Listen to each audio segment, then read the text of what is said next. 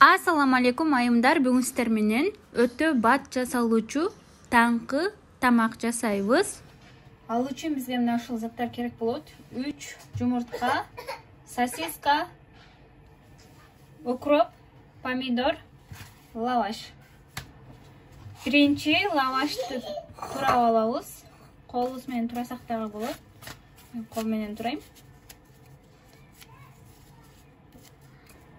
Кыздар, лавашты мына ушундай кылып, майда кылып турап алдык. Эми сосисканы турайбыз.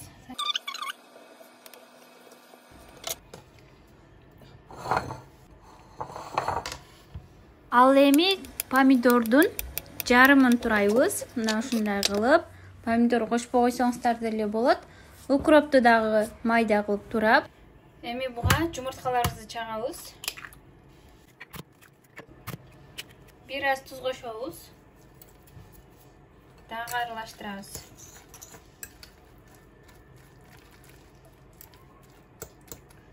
Мынакей кыздар даяр болду. Майды өтө кызытпастан үстүнө салабыз. Майды болушунча азыраак куюңуздар, болбосо майлуу болуп калат.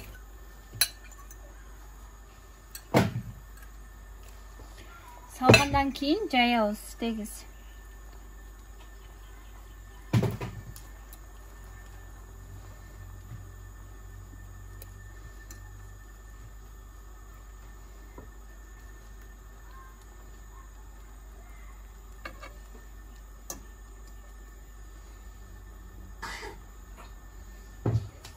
Тегиз жайып чыктык.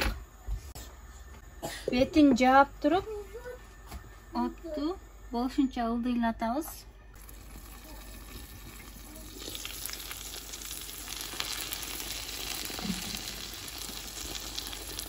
Баары алдык, эми бул жак бетин антарабыз.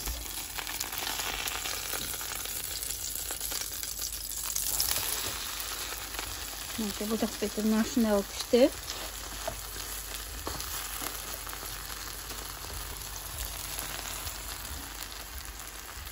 Даяр болуп калды кыздар. Көңүл бурганыңыздар үчүн чоң рахмат.